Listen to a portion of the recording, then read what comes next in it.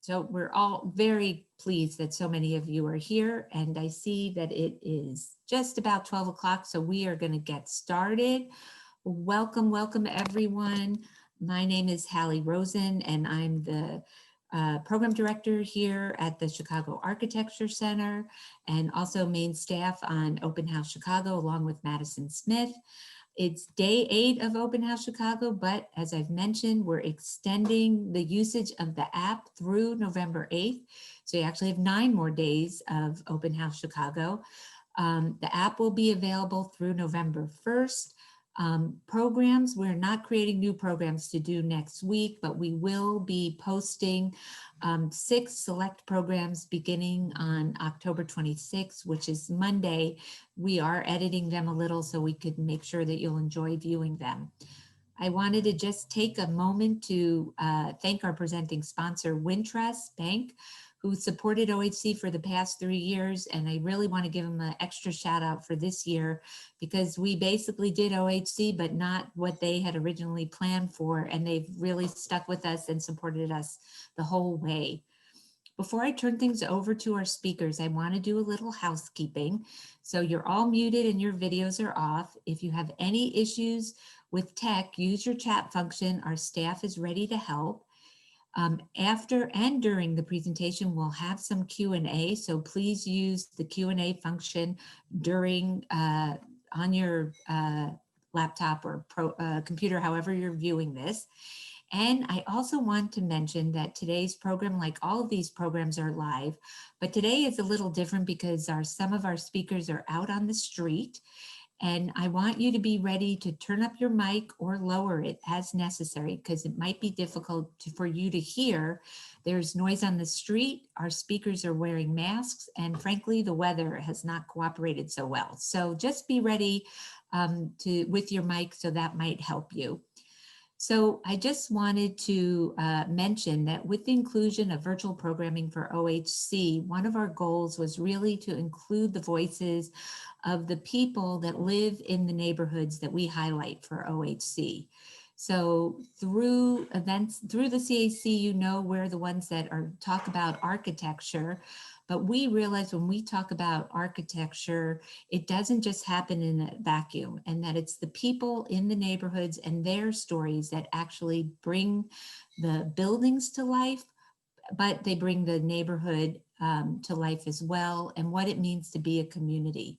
So today we're delighted to convene this program with our community partner, the North Lawndale Historical and Cultural Society, an organization whose mission is to research, educate, and archive the history of North Lawndale.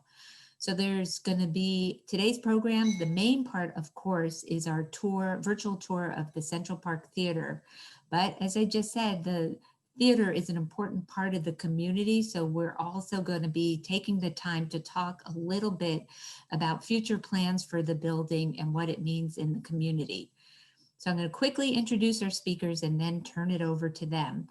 Dio Aldridge is a member of the Central Park Theater Restoration Committee, and this is a coalition of interdisciplinary partners who are working to plan for sustainable restoration and of the theater, as well as the redevelopment of the theater to serve the North Lawndale community.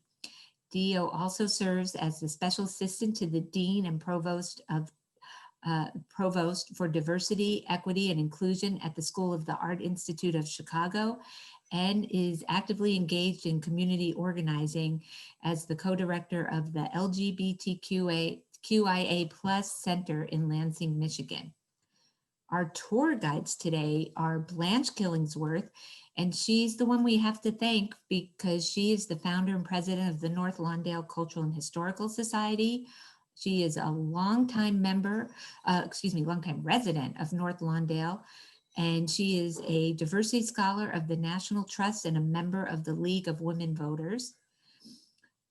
Pastor Robert Marshall is an entrepreneur and avid learner and educator. He currently serves as the senior pastor of the New House of Prayer Church of God in Christ, which meets at the theater. He works tirelessly to rebuild the community and reestablish the House of Prayer as a viable resource for the North Lawndale community. And finally, Mike McMains, who's no stranger to our audience. He's been doing virtual tours for us since April. He's been a docent since 2005.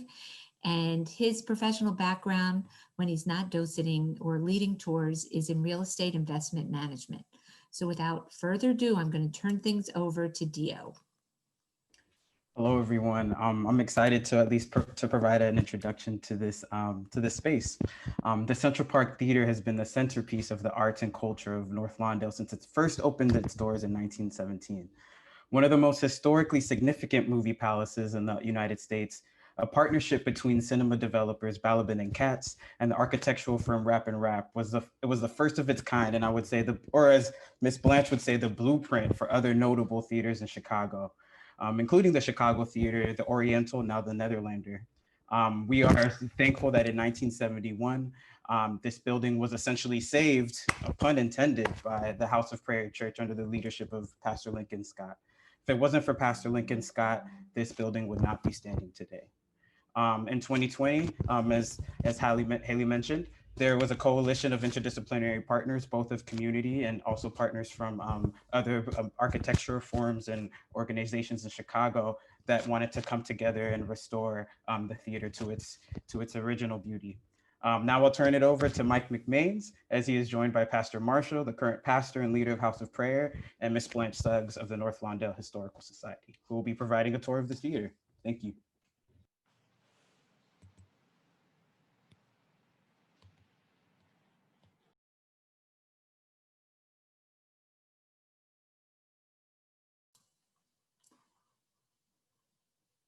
Mike, you're muted. Are you able to hear me okay now? Yep, start over. Okay. Yeah. Hi, Mike McMains here. Thank you so much for joining me on this tour. We're at the wonderful Central Park Theater. We're very close to the intersection of Roosevelt and Central Park Avenue. We're really in the heart of Chicago's West Side. Now, we're starting indoors right now because the weather's not the best right now, but we will be venturing out there in a little bit. But I just want to turn it over to the tour guides that we're really going to be showcasing along the way. I want to be able to have them introduce themselves with how their experience in the North Lawndale neighborhood, and then also talk about just their introduction and high level what their background is with the theater itself. So, and start over here with Blanche. Hello, my name is Blanche Killingsworth. I am the president of the North Lawndale Historical and Cultural Society and co-founder. Welcome to North Lawndale, and welcome to one of the best jewels in the city of Chicago. I've been in North Lawndale since 1962. This theater was here when I got here. I attended shows here. This is a community that is full of historical sites, and I welcome you to the Central Park Theater. That's great. And then we have our other guide here. We have Pastor Marshall. Hi, my name is Pastor Robert Marshall. I'm the current pastor here. I've been affiliated with the Central Park Theater since 1991, about 29 years. I was a member here under the former pastor, Dr. Lincoln Scott. For the last 5 years, I've been the senior pastor here. I grew up, once I migrated from down south at 1227 South Central Park, and I just come around here to the show, and this was a great, exciting place to come to. Welcome. Excellent, thank you. So before we get into the theater itself, I think that it would be helpful just to really set the stage to try to give some background on the North Lawndale neighborhood, to be able to talk about its roots and how it's really evolved over time. And Blanche, could you talk about the early 20th century roots of the neighborhood and how it's changed to what we have today? First of all, North Lawndale was annexed from the city of Cicero in 1869. During that time, the Czechoslovakian community was overwhelming in North Lawndale, mostly Czechoslovakians. As this neighborhood transitioned to the Jewish community, many synagogues was here, such as Stone Temple, which is a synagogue here in North Lawndale a lot of people know about. This neighborhood also have 3 miles of Route 66 that run through it.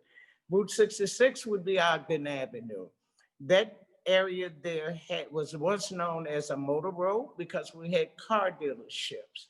They actually used to have a radio station on top of Denmark Cadillac that used to air programs to Poland so the Czechoslovakians could stay in contact with their people over there. This neighborhood went through a transition in 1968 when we had the riots here. A lot of buildings was destroyed, but the neighborhood still stood strong. This neighborhood is worthy of the attention of the city of Chicago and the world, and especially the Central Park Theater. That's great. So what we're going to do now is we're going to just stand in the vestibule area just to highlight some of the couple landmarks that we can see that are in the neighborhood here. Let me turn this back around. So to highlight again, the intersection that we're at, Central Park Avenue, it runs north-south there, and this is Roosevelt Road, so we're really right in the heart of things. Blanche, you can step inside. No need for you to get wet. So why don't you talk about, you want to talk about this tower? Absolutely. That is the Sears Roebuck Tower at 906 South Coleman. As many of you may not know, this neighborhood is where Sears Roebuck and Company started. In that building over there, in the administration building, you used to have Julius Rosenwald as the president. You had Sears and Roebuck who started that Sears over there, merchandise.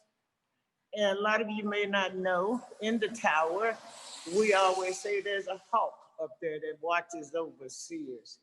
Also there, Sears built such a wonderful complex that they used to employ over 2,000 residents in North Lawndale. So it was a great loss when they left. We lost Western Electric, International Harvester, and that caused the economics of this community to go down quite a bit. Now, directly across the street from the Central Park Theater is Rothschild Liquors. Don Cornelius, who used to run Soul Train, had a job there. He was a clerk. They used to work across the street at Rothschild Liquors. So yeah, this back to this Sears Tower here. This is the very first one that we had from 1905. It's designed by Niemans and Fellows. They're known for doing a lot of really wonderful early 20th century industrial type designs. You'll find some of their work along the river. If you're familiar with the old Encyclopedia Britannica building, they did that one too. So that building, this Sears Tower has its own national landmark status. And the building that we're in right now, also the Central Park Theater, has its own national landmark status. So what we're going to do now is we're going to venture out a little bit and show you what the exterior looks like.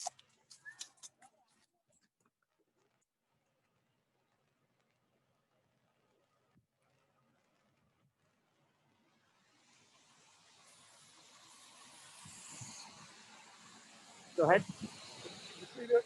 All of the original picture Okay, speak up a little bit more.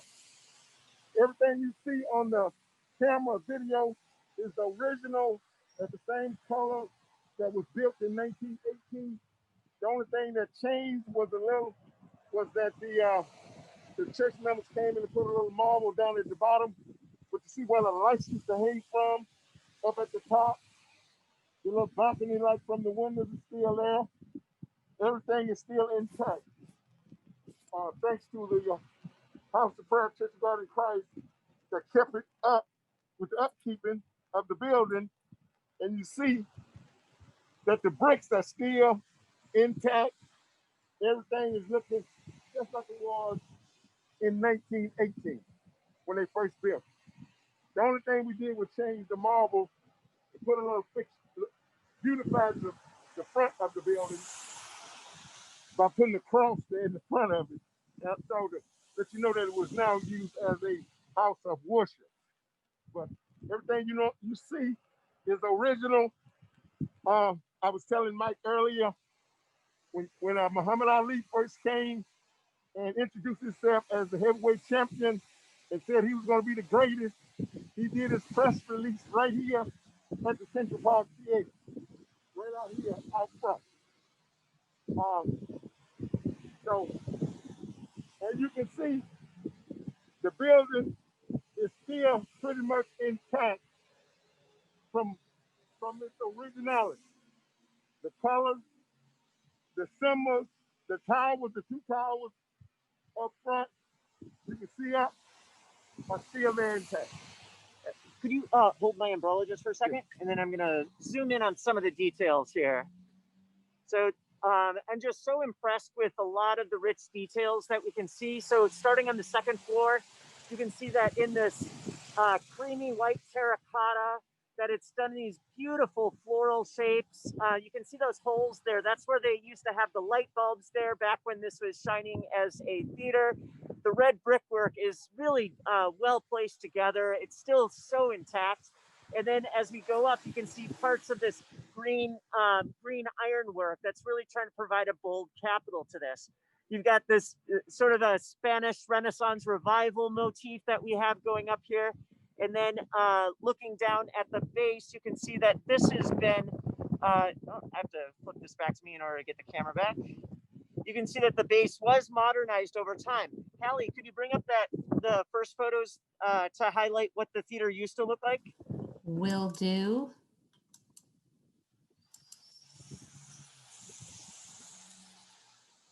Okay. It's up. Yep. So this photo that we have here is from 1924. You can see that there used to be a marquee that was hanging from the front facade there. You can see the old-timey vehicles that people were taking. But when I was showing you that second, third floor, the towers there, it largely looks like what we have in place. So this is one of those oldest exterior photos that I could find for this landmark building. Could you go to the next slide, please? You can see that the marquee was expanded over time. The photo on the left is from 1940. The one on the right is from 1954. You can also notice that the front of the theater, just immediately beneath the marquee, it had that ticket booth right in the middle with the doors on the sides. It was renovated over time as it no longer served its purpose as a theater, but it really, but so much of the details that we have for this landmark are still intact. Next slide, please.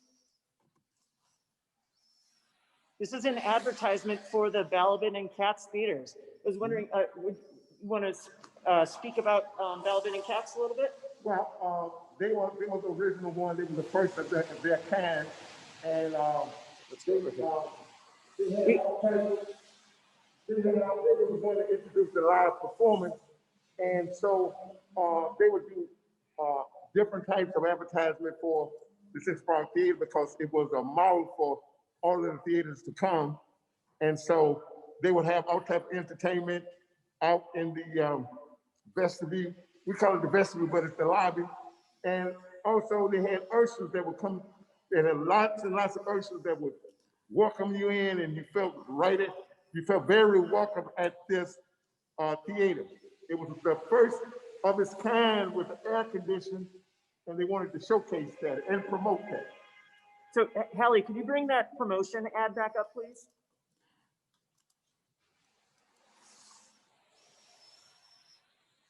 So you'll notice that that everything on this advertisement, these are all Balaban and Katz theaters. Right. But the oldest one that we have in that one is that Central Park Theater that's in the lower left-hand corner. Right. You might be familiar with some of these other ones that had come in place afterwards. You've got the Chicago Theater located downtown in the upper left-hand corner. Lower right-hand corner, there's the Uptown Theater. You have the Oriental, which is now the night. I'm so terrible at pronouncing it. It's Nederlander. I know I got. What is it, Hallie? Oh, I completely went out of my head. I'm sorry, I don't know. Yeah, so these, but the thing with the Central Park Theater is that it was the first of this theater chain, Nederlander. Thank you, Robin. Yeah. So the thing that that Balaban and Katz what they were doing that was so revolutionary is that this was the first luxury theater palace in the city of Chicago. Movie theaters had existed, but nobody was trying to transform it into this really lush, luxurious experience for people to come about. And this Central Park Theater that we're in right now, this is that first one. The architects that they were working with were Rapp and Rapp, and that they ended up forming a lasting partnership as they continued to do many, many theaters all over the city and even expanding into the Midwestern region. So it was a very fruitful partnership between Nederlander, not Nederlander, God, now I can't get that word out of my head, between Balaban and Katz and Rapp and Rapp. And it all started right here. Hallie, you can turn it back to my camera and I'll highlight some of the vestibule features that we have here. You can see a lot of this molding that we have up the top here. It's still intact. It looks great. All of it is original. We just cleaned it up, did a little painting over it, but it's all still intact from 1918. The same design. The designs haven't been tampered with at all. Everything is intact. Everything is the same. The only thing we did was put glass doors here. It had the wood and glass doors. We used to put all glass there. But everything you see is original. Still intact. Still looking beautiful.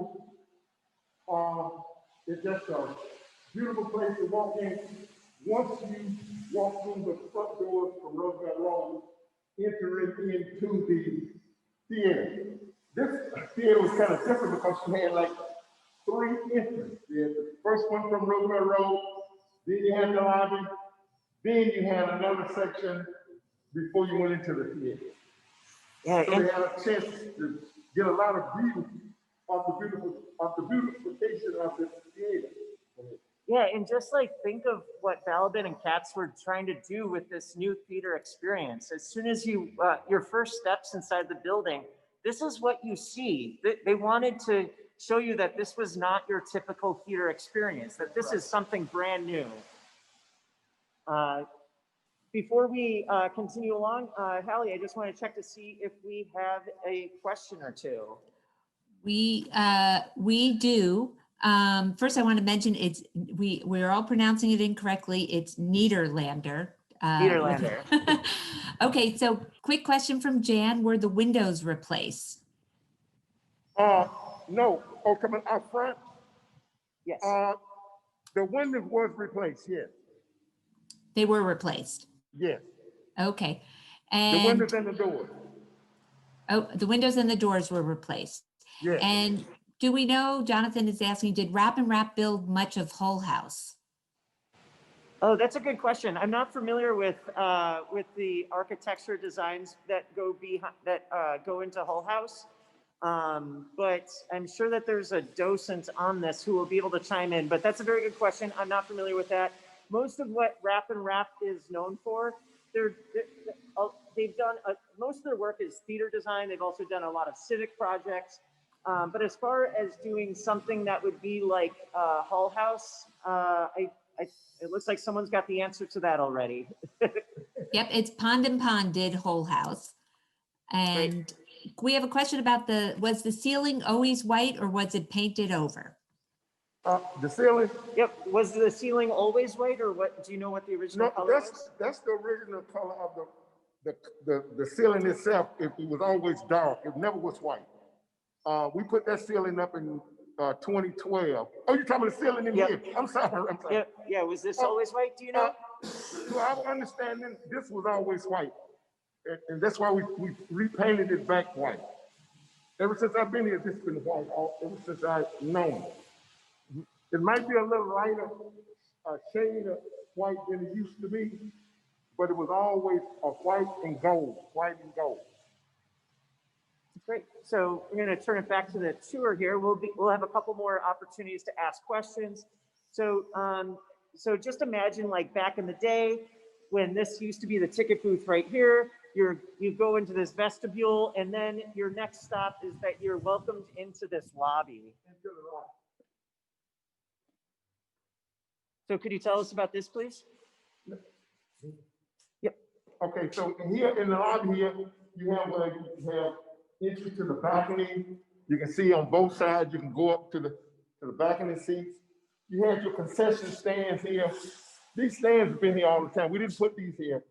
They was here originally, and you probably would sell popcorn, candy, whatever, any type of item that they wanted to buy. We did put the furniture here, but everything else, the banister is going up to the balcony, the first balcony. Also, now there's a third balcony on top of this balcony. But this was the most, this was the best one to go to. Once you got your ticket, you can go right to this balcony and have a seat, and you're gonna see why I said it was the best one once we go up and show you that part of it. Now, what we did during the year in the cold and when it would rain, and we did some work on the ceiling up the ceiling to try to get it back into its original shade. Over to the right, I think this is the only one that hasn't been tampered with because of the roof. We have certain leaks in the roof. And over here, as you can see over here, this is our founding pastor, the one that in 1971, when the building was vacant, he came and purchased the building, him and his lovely wife. And this is the reason why the building is still standing today. He put all of his resources into it. The members pitched in and helped. And so we kept the building in operation. We did the upkeep on it, insurance, repair, everything that needed to be done. He did it up until 2015. And since 2015, I've been the pastor here since then. And we're still working to get this back to its glorious days. We want Central Park Theater, along with the House of Prayer, back to be renovated back to its glorious days. And so it will be a pillar for this North Lawndale community. It's great. And the tile work that we have here, this is all original. Hallie, could you bring up the next photos, please?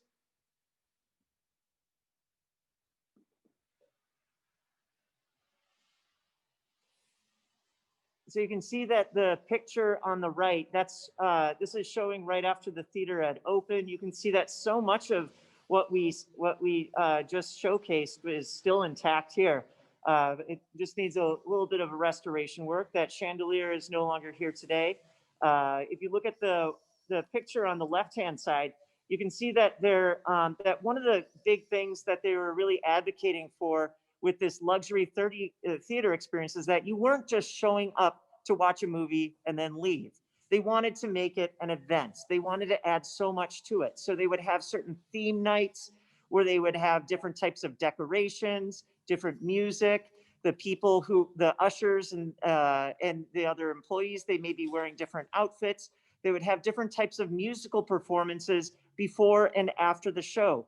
And you can see that this one was a very patriotic setting on the left-hand side. It was in theme with the movie, The Son of Democracy. It was an old movie about Abraham Lincoln.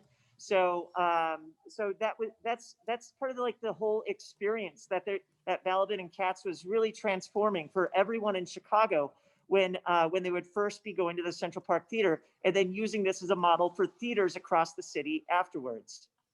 Hallie, you can turn it back to my camera.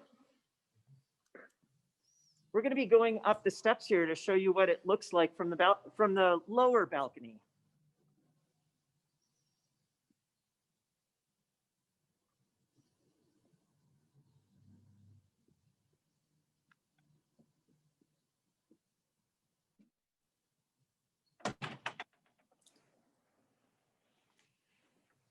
And this room was called the lower balcony. And when I was mentioning earlier about wanting to come up here and have a seat up here, because you would have a good view. In the movie, you can get a good view of the movie, especially with live performances. You can see them coming up actually out of the basement. The orchestra would come up because before every movie and before a show, they used to have live performance. So you could come here, you could be a part of it, and you would have a fantastic view sitting in the balcony. This is one of my favorite places that I used to come when I used to come and watch the movies. The last movie I watched was the one with John Wayne and Kirk Douglas, and it was called The War Wagon. And so I would sneak in. Sometimes we'd sneak in through the door because there'd always be a large crowd in there. So we'd sneak in. Coming through here? Yeah, right through there, and run up here to get a seat. There's so many people in here that usher didn't come around and check everybody's seat. And so we would just stay in here and watch the movie. So if you, so when you would come in here, say that you had your pick of any individual seat in the entire theater, which one would you choose? I normally would come right here, sit ready to close in the So balcony. probably right here? Yeah, probably right This is here. your number one seat? That's my number one seat right here. I'm my number one seat right here. Because I can see everybody, and then we would holler at people that walking past down on the lower balcony. And it was just like you were sitting over the audience. Notice how the balcony extends out over the audience. Yep. And so it's like a horseshoe. And nothing look like nothing supporting it, but it's all steel. Yeah, And and so- building wait. off of that, that's another important landmark feature of this building. If I have to turn the camera back to me for a second and then back out. But zooming in on, well, I don't know why this isn't zooming in. Here, just a second. Let me. Double tap. There we go. So if you look at the balconies that we have here and how they're set up as this horseshoe shape, and you'll see the upper balcony in just a second, you can see that they cantilever out from the side as a horseshoe shape. This was the first movie palace that I've been able to find in the country, certainly in Chicago, that had this cantilevered balcony approach. So you can see that on the first floor level, you don't have columns or obstructions for the people down below. So this was a huge advancement for this type of theater experience by having this horseshoe cantilever balcony area that we have. And it's such a beautiful area. And yeah, I'm totally with Pastor Marshall that this is probably where that's where I would want to, this would be my number one seat. Right. And this you would get a great view. And then when it would turn into after we turned into the house of worship, we used to have the gospel groups that would come. Monty Clouds of Joy, Shirley Caesar, gospel keynotes from Tyler, Texas. And when they'd get to singing and get everybody all riled up and get happy, they would run all the way around through the building. And you could just sit right here and holler back at them and wave at them and everything. And everybody from the audience would be looking up and saying, who is that? But we would have some of the best seats in the house right here. Now, could you talk about any of the other famous entertainers who had been performing here? Well, we had, like I mentioned, the gospel group, it was the Monty Clouds of Joy. Every gospel group in Chicago, this was the gospel capital where everybody would come. Before then, they had the Jackson 5, all type of entertainment. Was right here at 3535 West Roosevelt Road. Cars would be parked all out in the street, double parked, all on the side of the building. This place would be packed out. Every Sunday afternoon, it was a gospel program here for the community. People all over the community, all over Chicago came here. All out of town came right here to 3535 West Roosevelt Road. You can ask anybody over the age of 40 or 50, they will tell you where was the gospel capital of the world at. They say Chicago, Illinois, 3535 West Roosevelt Road at the Central Park Pit. Yeah, I also they also had a huge breakthrough performance here in 1921. Benny Goodman gave his very first live performance as a jazz musician inside this theater on this stage. So this building's got so much history. We're going to work our way back down to the lobby level, then go down to the orchestra level.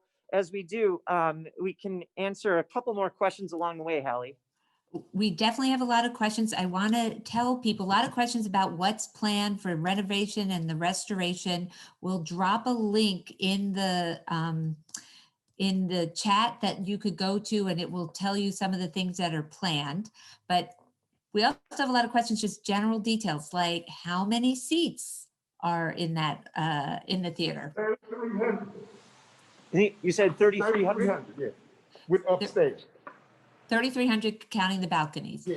And then a lot of questions asking about the light fixtures. As I know, a lot of people know that the Uptown Theater saved the light fixtures. Did a similar thing happen here? Do you know anything about the light fixtures? Are they saved anywhere or any? No, not to my recollection. I don't think so. And okay, Go and was there an organ that raised up from below? Yes.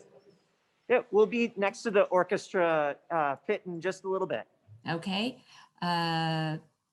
Someone's just mentioning, because you mentioned Benny Goodman, that Benny Goodman was a graduate of Hull House Connection. Someone was also asking, what about reserved seating? Did you have to reserve a seat, or could you just run in and get that balcony seat? When we had the live performance, the seats down below, when we get down below, we're going to show you, they were called the VIP seats. And some of those seats upstairs in that lower balcony where I was sitting at, they was called VIP seats also. So you paid extras for those. Okay. And are all the seats in the lighting original? All the seats are the original seats? Yes. Yes, they're original. Yes, all of the seating are original, except we replaced a few that were so damaged that we couldn't save them. But all of the seats, the foundation of the seat, the frame of the seats are all original seats. So Okay. let's head into the theater area here. So, this is part of that grand arrival. You've maybe got your concessions.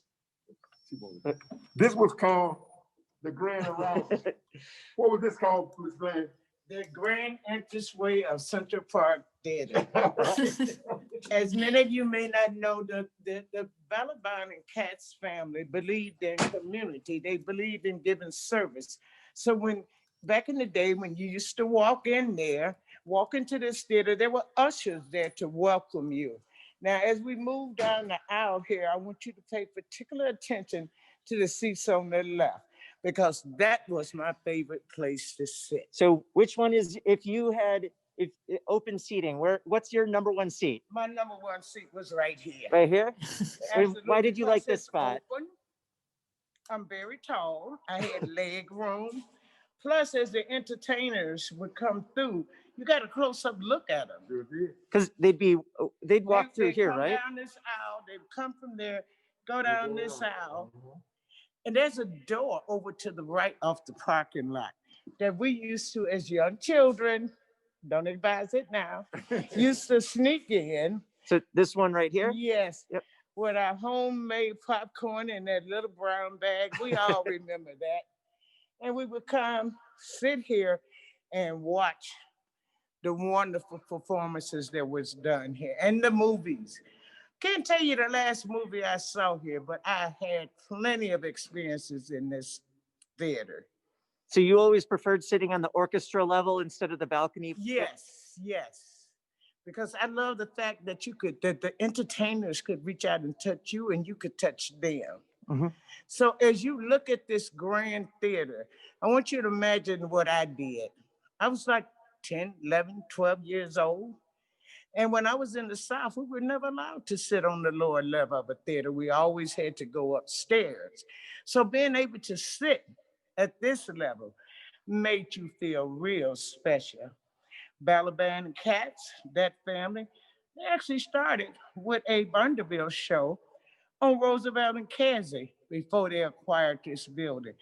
This building is about community, like the previous people that built this building, it has always been about community. That's great. So the just to show some of the additional views that we have in front of us, it's just absolutely stunning. You can see that the church has done a good job of painting things up so they look fresh. You see a lot of neoclassical detail on here, so you'll see some things that will make you think of some old European styles with those Corinthian columns, those medallions, lots of other features that we have up here.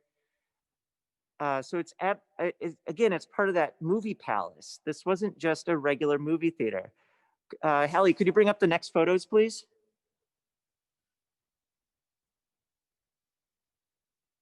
Oh, there we go.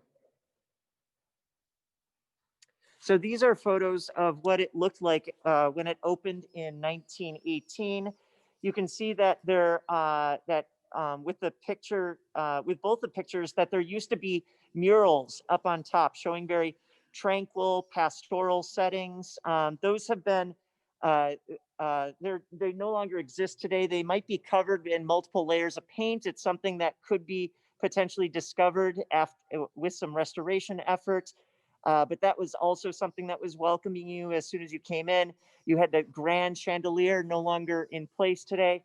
And then if you look at those photos, you can see that to both sides of the stage, that you had these side stages. There is a piano on the right. There is also one on the left that usually had vocalists, and then in between you have the orchestra pit. Those side stages have been removed and replaced over time to help make room for additional seating. But it's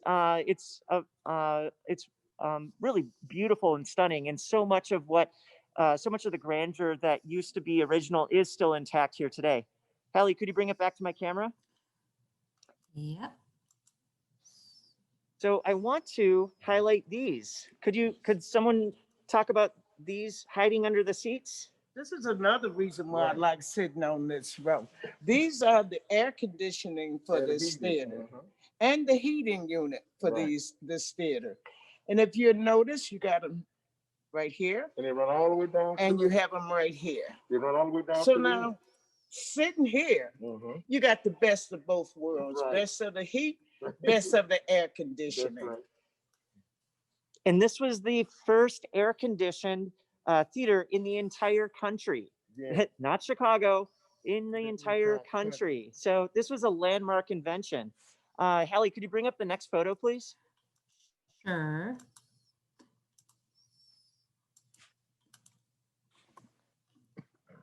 So you can see that with that picture on the left, it's an advertisement for the Central Park Theater, just showing why you would want to come here. And it says that it removes the temper from temperature. I mean, it's a little tough to remember right now on a day like this, but our summers are very hot in Chicago. And to be able to have sort of a sanctuary where it's comfortable and to have this relaxed, enjoyable experience, that's one of the things that was novel. You didn't see that. You can see Balaban and Katz on the right-hand side, and they're receiving an award, I think it's in 1940, for their advent of air conditioning in the theater experience. Hallie, could you turn it back to my camera, please? We're going to continue going down, and we're going to make our way onto the stage. I'm going to highlight the orchestra pit and get up close to some of these details as we head up there.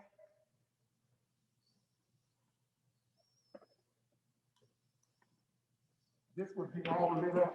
We got some of the lights back. We don't have all of it, but this would really be lit up down here. And you can see the band coming up from the basement. This is their entrance down to the basement.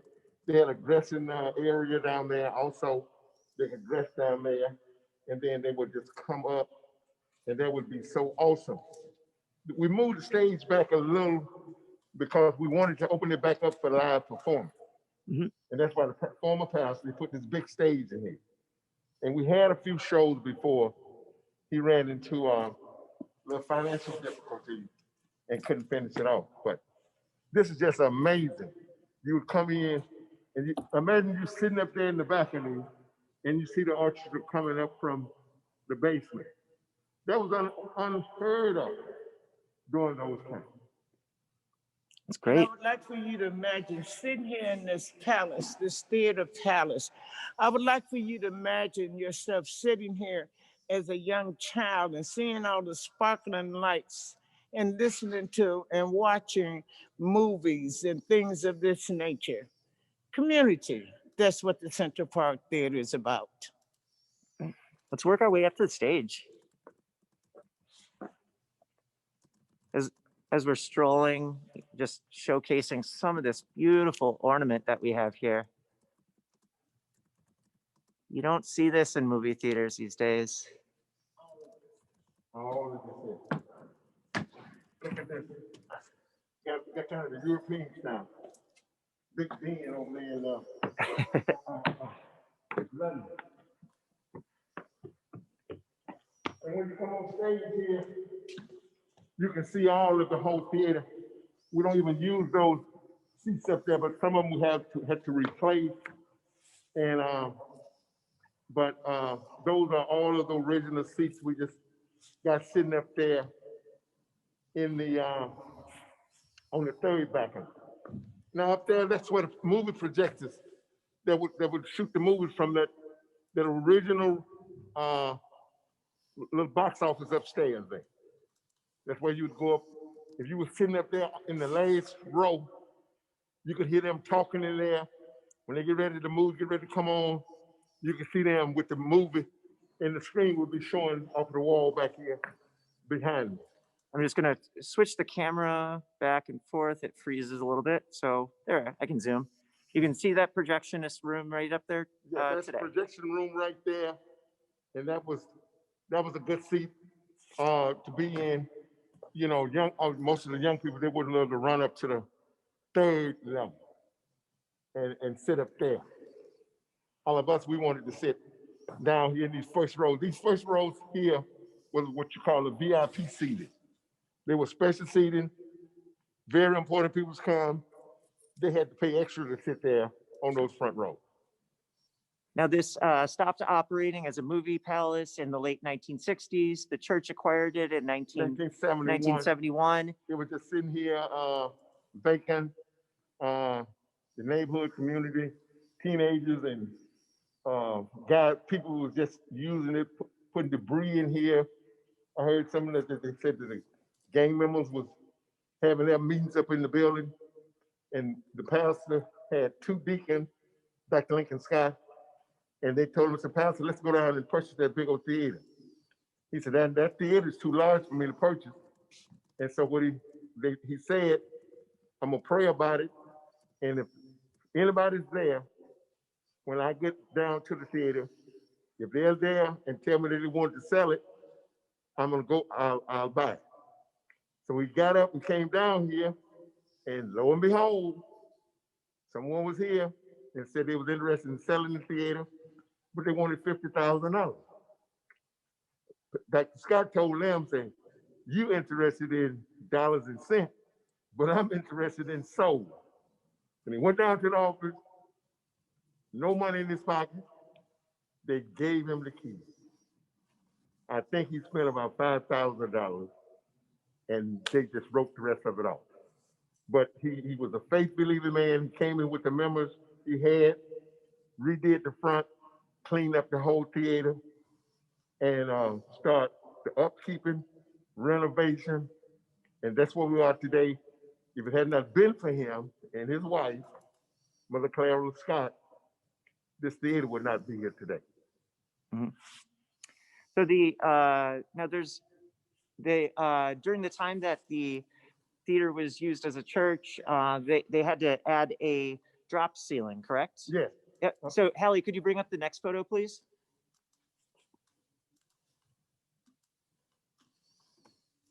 Oops. Yes, as you can see, from the third balcony, that all of that was covered up. I was here for 15 years and really didn't even realize that it was the balcony up there, because he had it all covered up from that second balcony there to the bottom part of the third balcony, all the way back to where we're standing here. No opening or anything. once it started about, once he started the process of making it a landmark, he was approached by Illinois Landmark, and they thought about opening it up. They told him, they said, well, you got to take down that balcony, and you got to open it all the way back up to the way it originally was. I asked him, I said, how in the world is we going to heat this big old place? And that's how I learned about the fact that the heat was coming from the basement through those vents under the seat, and then out of those big vents up at the top. But yeah, so that I think it was 2005 that this became a national landmark. yeah, And that's when you were able to do some of that restoration work, and you can see that how damaged that ceiling looked yeah. before the pastor and his team got involved with it. And it's really been it really looks stunning today. Hallie, could you turn it back to my camera, please? So could you, Pastor, could you talk a little bit about how, oops, not on me. Could you talk a little bit about how the church makes use of this building today and how it's currently used in the community? Okay, well, as we opened it back up, 2005, became a landmark of status. Then we opened it up, put in this new stage because we wanted to become a community center. We wanted to be a place where the community could come and have events. We did have live performance shows here. Some performance art came in. Some of the performance art program was held here. Mostly, it is used as a house of worship. We would come in every Sunday, have our service here, and the rest of the time, if anyone wanted to rent it for a program, like it was known for the gospel programming, and if they wanted to still rent it for the programming, just before it closed down in 2012, we had it rent out to a gospel group then, and so this is what we're looking for: restoring it, restoration, getting it back to its glorious days. And any event that the community wants to have is sitting right here in the North Lawndale, center of the North Lawndale community. I also would like to add that many politicians, when they ran for office, had their community meetings here. Many politicians had their community meetings here. The other thing I wanted to bring out to you is that during the summer, Reverend Lincoln Scott used to have a tutoring program on the Neighborhood Youth Corps, which is now known as After School Matters. Right, sure did. So there was tutorers that would come in and tutor the children for their after school studies. So as I stated before, this theater and this palace, this place has always been a community place. There's house of worship on Sunday, people prayed. And I always look at that as it has always been blessed. You got to remember, this theater was started by a family, a hardworking family that went on. AJ went on, became the president of Paramount Pictures. The notoriety of this theater is known across the country. I ask you, I hope that you enjoyed this tour of the Central Park Theater, because this is a wonderful place to stand in and see. Now, before we wrap things up, we have a wonderful video clip to showcase now with one of those founders who worked on transforming this into the church and starting this restoration effort. Could you do an introduction for introducing Mother Scott? Yes, I'll be happy to. We showed you the photo out when we was out in the lobby of the founding pastor, Dr. Lincoln Scott's wife, Mother Cleola Scott. If it was not for her, this building would not be here because she was right beside him every step of the way. So at this time, I would love to introduce to you for this video clip of the founding wife of the founding pastor of this great theater, this great house of prayer, none other than Mother Cleola Scott.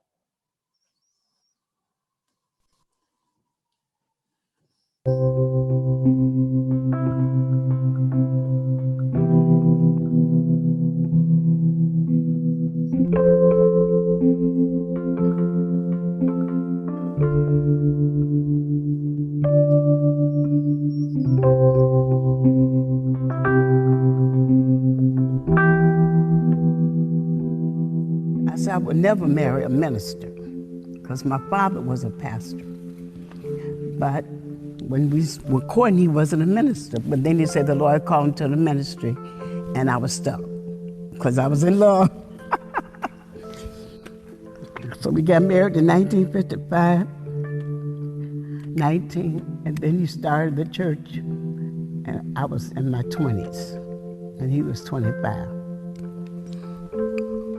I joined the church in 1991. We was having church in here every Sunday, and it was just awesome. We had the organ going, we had the drums going. You come in on Sunday morning service, maybe about 30 or 40 people in there, but you thought it was full because of the way the service was going. That parking lot over there, he would have tables out there with clothes.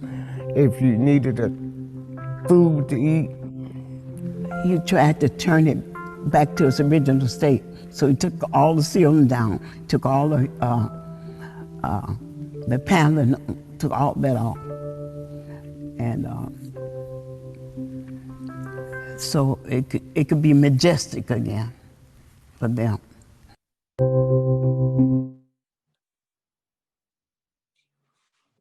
That's great. Yeah, That's that was great. great. I think, Dio, you were gonna, I'd like to turn it back over to Dio, please. Yes. Thank you so much for the wonderful tour. Thank you to Miss Blanche Suggs and Pastor Marshall.